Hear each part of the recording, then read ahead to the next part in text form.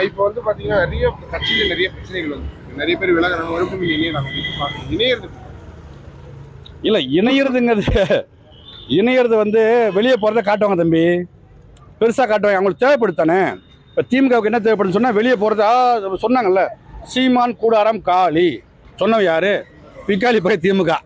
அவன் ஒரு யூடியூப் நிறைய வச்சுருக்காங்க, அதுக்கு பணத்தை கொடுத்து அவனே செலவழித்து வச்சுருக்கான். அப்போ அவன் என்ன பண்ணுவான்னா நம்மளை பற்றி அவதூறு பேசுறது, இல்லாத ஒன்றை திருச்சி விடுவது, இப்படி தான் பேசுவாங்க.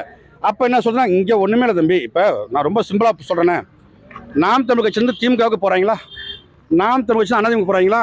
இன்னொருத்தர் இருக்காரு, ரொம்ப வாழ்வுரிமை தலைவர், ரொம்ப வாழ்வுரிமைலாம் அவராக வச்சுருக்காரு, ரொம்ப பெரிய ஆள், ரத்தம் சொல்லுவார் அவர். அந்த வாழ்வுரிமை தலைவருக்கு இங்கேருந்து போகிறாங்க. அப்போ யார் பெரிய கட்சி பாருங்கள்? அப்போ யார் பெரிய கட்சி? தமிழகத்திலேயே நாம் தமிழ் கட்சி தாங்க பெரிய கட்சி. இதை எல்லாமே தெளிவாக மேலே புரிஞ்சுக்கணும். ஏன்னா எல்லா கட்சிக்குமே நாங்கள் வந்து ஒரு ஆளாக இங்கேருந்து போகிறாங்க, அப்போ நாங்கள் தான் பெரிய கட்சி. அவங்க போகிறவங்களை பற்றி எங்களை மகிழ்ச்சி தம்பி. அதில் கூட சொல்ல விரும்புவது என்னென்னா, யாரும் போகல.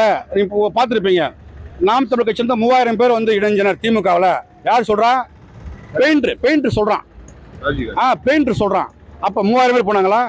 இல்லை. அதில் உண்மையாக நீங்கள் ஃபோட்டோ போடுங்க, உங்கள் சேனலில் பாட்டி போடுங்க. உண்மையாக போனது 32 பேர். என்ன, அவன் போன் அடித்து அழைச்சிக்கிட்டு இருப்பான். அவனுக்கு ஏதோ போட ஒரு பொறுப்பை மாற்றி கொடுத்துருவாங்க போல. அவன் போன் அடிச்சுட்டு இருப்பான். ஆமாம், அவன் சும்மா ஒன்றும் தம்பி. அவனை தூக்கி இது பண்ணிட்டு இருப்பாங்க. அவனுக்கு என்ன வேலைன்னா, நாம் தமிழ் தம்பிகளை வந்து ஃபோன் போட்டு அழைக்கிறது தான் அவனுடைய வேலை. அந்த பெயிண்டருக்கு வேலை. அந்த வேலையை ஒரு உறுதியாக செஞ்சுட்டு இருக்காரு. என்ன, இன்னொரு தகவல் வருது, ஒருவேளை திமுகவில் செருப்பால் தம்பி ராஜீவ் அடித்தால் அவர் திரும்ப இங்கே வரவும் வாய்ப்பு இருக்கு. அதை ஏற்றுக்கொள்வாரா மாட்டாராங்கிறது அண்ணங்கள் தான் இருக்கு. கல்யாண சுந்தரம் நிறைய இடங்கள்ல நாம் தமிழ் கட்சி இல்ல, நம்ம கல்யாண சுந்தரத்தை நம்ம வந்து இது வரைக்கும் விமர்சிக்கல, அவர் நாம் தமிழ் கட்சி விமர்சிக்கல.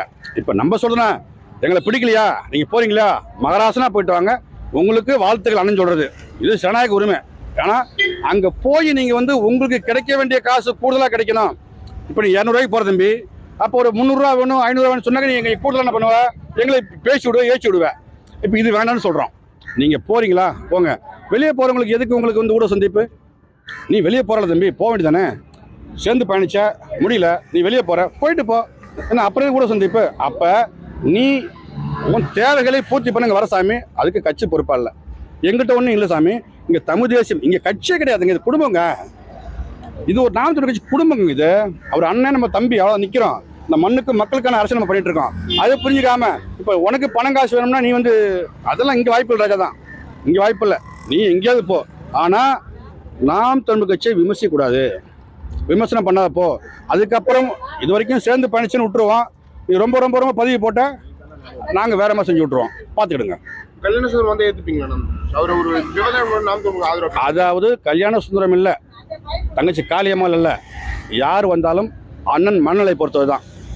அவங்கள நம்ம போன்னு சொல்லலையே, அவங்களுக்கு நம்ம தான் நம்ம அவங்கள அசிங்கப்பத்தில் கோவப்பத்தில் நம்ம வெளியே நம்ம அனுப்பலை. அவங்களே போனாங்க. அவங்க வந்தால் ஏற்றுக்கொள்வதும் இல்லை அமைதியாக இருப்பா அப்படின்னு சொல்கிறதும் அண்ணன் செந்தமன் சீமானுக்கு எழுதான் இருக்குது. அவர் தான் முடிவெடுக்கணும். நன்றி.